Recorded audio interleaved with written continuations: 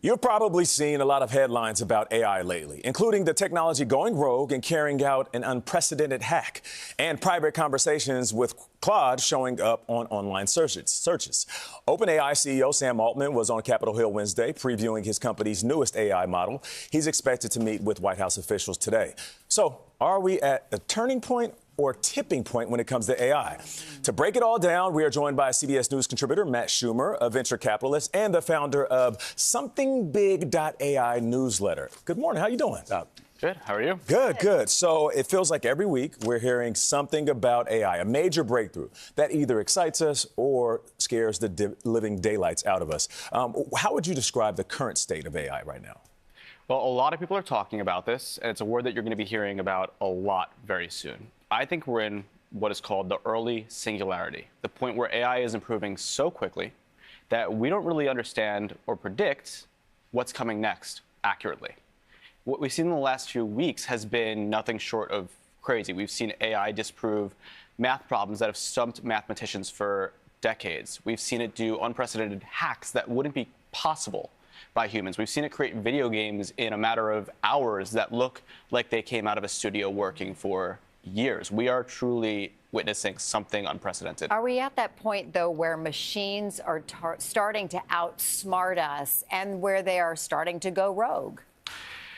It's a bit confusing, right? Because I think overall as humanity, we are still smarter, but in certain areas with certain topics, AI is getting better than us, right? A human couldn't have created that video game in 24 hours the way an AI did. A human couldn't have carried out that cyber attack. And we know that human mathematicians struggled to solve these problems that AI disproved by literally somebody saying, do a breakthrough. If you look at one of the prompts that somebody used to solve one of these really crazy unsolved math problems that have stumped mathematicians, the prompt was, do a breakthrough.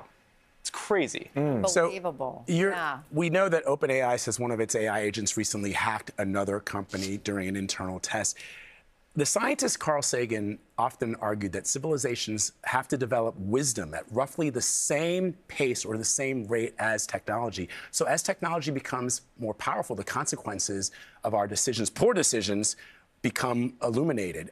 So when it comes to artificial intelligence, do you believe that we have the political institutions, our ethics, the governance to manage this technology safely and for the betterment of humanity? No. No, simply no. Okay. So then where do we go from here? I think we have to try our best. You can see that many of the folks at OpenAI, Anthropic, other institutions have worked together to sign a letter advocating for some level of a pause or slowdown in the technology. When I wrote my article 6 months ago, I predicted rapid growth, and it has moved faster than I predicted. The problem is we would have to get China and others to cooperate, and I don't see that happening. I hope it does. You know, we saw, with Mark Zuckerberg, he's on the other side of this. He's bullish on AI. We talked about this a little bit yesterday, and he doesn't want there to be regulation on Chinese models here in the U.S. And where could that lead us? Well, I think he has his own reasons for saying that he's trying to compete with the big labs who are quite a bit ahead of him, and that has to do with his strategy. I think there's a lot of players. Everyone has their own opinions. I think that we are not on the right path right now, but we need to get there because this stuff is moving way more quickly than anybody anticipated. All right, so Matt, let's cut right to it. So most people, they use AI maybe in school or for their jobs, with assistants in their apps. It could be with their medical information or their banking. So they might be listening to this segment on a very surface level. What scares you the most? Just put it out on the table. We're talking 5 years from now, 10 years from now. What is the worst case scenario that you think is actually possible? I think it's tough to go worst case because this stuff is unprecedented. And when I talk about the singularity, the idea is that we don't really understand what it's going to look like. But there are things people can do today.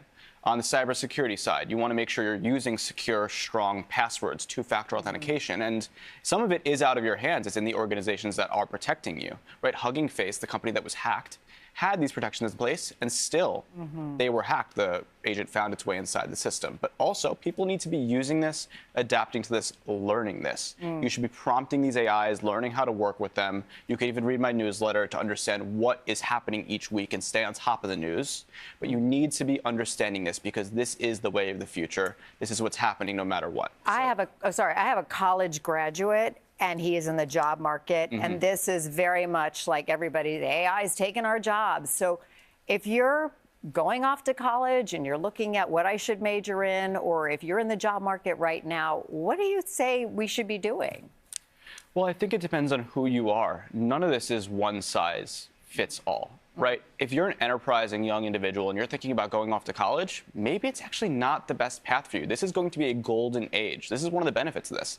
It's going to be a golden age for creators, for entrepreneurs. People are going to be able to build things with very little capital, with very little time that previously would have took millions of dollars, huge teams of people, and years of their lives. It's going to be amazing. But if you're somebody who wants to follow the conventional path, there's nothing wrong with that. Just make sure if you're going to college and you're spending hundreds of thousands of dollars on a degree, you're not just getting a piece of paper.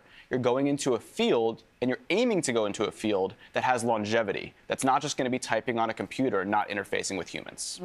All right. We appreciate you Fascinating. giving I mean, us the the question, good, does the every bad, the ugly. technological civilization eventually encounter something it can't survive? Yeah. That's the question. All right, Matt Shumer, thank you so much.